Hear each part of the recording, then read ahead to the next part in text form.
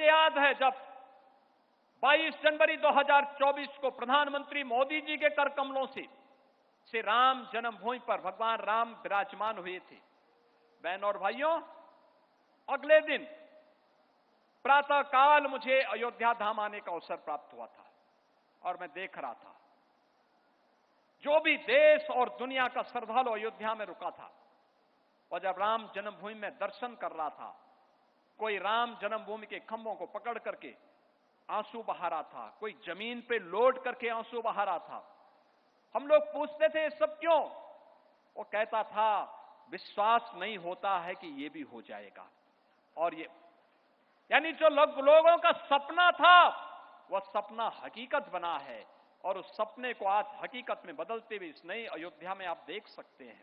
जिस अयोध्या में सफाई नहीं होती थी, जिस अयोध्या में सड़कें नहीं थी, जिस अयोध्या में कोई सुविधा नहीं थी, जिस अयोध्या में राम जी की पेड़ी का जल वहीं पे सड़ता था, जिस अयोध्या में को लोगों ने उपेक्षित करके अंधकार में जीने के लिए वीरान करके छोड़ा हुआ था, आज वही अयोध्या जगमगा रही है, अपनी पहचान के लिए दुनिया को अपनी ओर आकर्षित कर रही है और इस अयोध्या पर हर अयोध्यावासी को, हर भारतवासी को गौरव की अनुभूति होती है।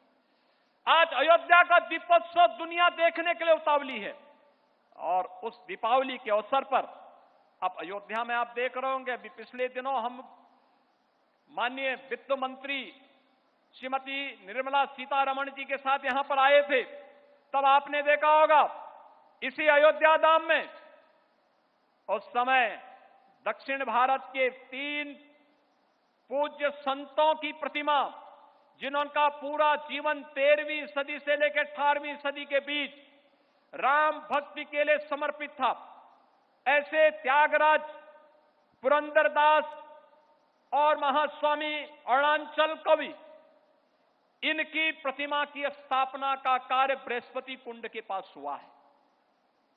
इससे पहले आपने देखा होगा यहां पे रामघाट चौराहे पे भगवान राम की सर्वाधिक भजन गाने वाली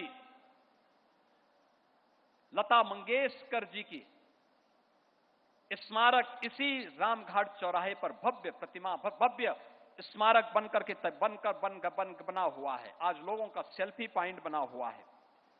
श्री राम जन्मभूमि के 4 द्वार पूज्य संतों के नाम पर, जगत गुरु शंकराचार्य द्वार, जगत गुरु रामानुजाचार्य द्वार, जगत गुरु रामानंदाचार्य द्वार और जगत गुरु निम्बारकाचार्य द्वार, ये 4 द्वार भी बन चुके हैं।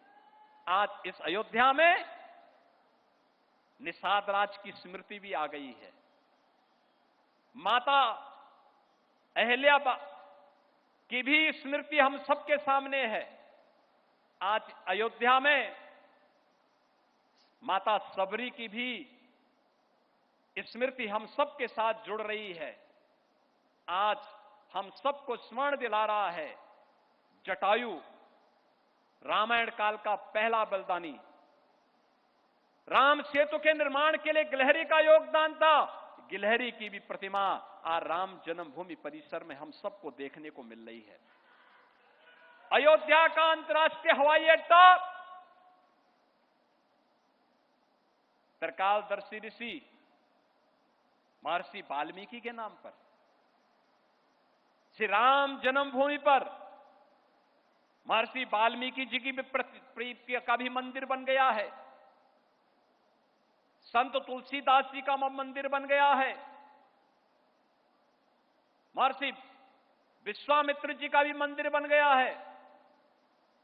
यानी वह सब कुछ आज अयोध्या में हम सबके सामने है, जिसके लिए अयोध्या इन सभी कार्यों के लिए आज हम सबको इस पहचान के लिए जार दिखा रही थी और जिसके लिए हम सब जिस पहचान के लिए कभी मोहताज थे, आज दुनिया में सब पहचान अयोध्या धाम में देख रही है। और बहनों और भाइयों, इसीलिए पहचान बनी रहे। अयोध्या धाम इसी प्रकार से देश और दुनिया का मार्गदर्शन करता रहे। अयोध्या के पूज्य संतों के मार्गदर्शन में अयोध्या के नागरिकों की और उत्तर प्रदेश के नागरिकों की महती जिम्मेदारी बनती है कि उत्तर प्रदेश के अंदर आज जो माहौल हम लोगों ने डबल इंजन की सरकार ने प्रधानमंत्री मोदी जी के नेतृत्व में प्रदान किया है, सुरक्षा का, सुशासन का, विरासत और विकास का, यह अनवरत रूप से आगे बढ़ता रहे, इस विश्वास के साथ दीपोत्सव 2025 के इस आयोजन में जब आज प्रभु श्री राम 14 वर्ष के वनवास के उपरांत अयोध्या धाम पधारे हैं और अयोध्या धाम में उनका स्वागत किस रूप में होना चाहिए, आपने देखा होगा भगवान राम इस बार भी पुष्पक विमान से यहां पर उतरे थे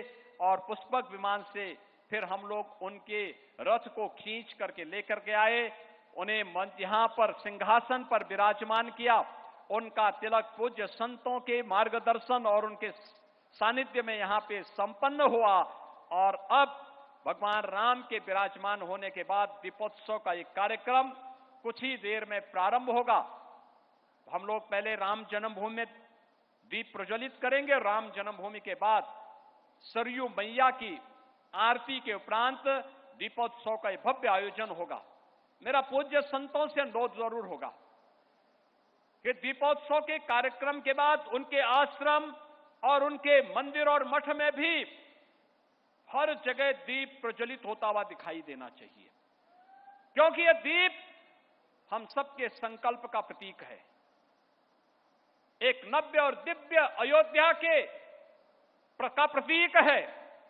मर्यादा पुरुषोत्तम भगवान श्री राम की मर्यादा भी है और दीप की दया भी है, हम सबका संकल्प भी है और नए भारत के नए उत्तर प्रदेश में हमें विकसित भारत के लिए विकसित उत्तर प्रदेश के निर्माण के संकल्प के साथ जुड़ना पड़ेगा।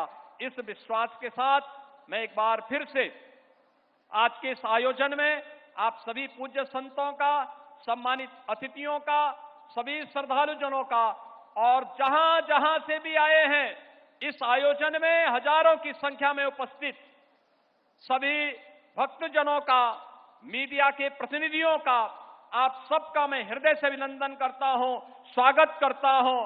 आप सबके प्रति आज के इस अवसर पर प्रदेशवासियों को दीपोत्सव की अपनी मंगलमय शुभकामना देते हुए वाणी को देता हूं विराम। मेरे साथ बोलेंगे जय जय श्री राम, जय जय श्री राम, जय जय श्री राम।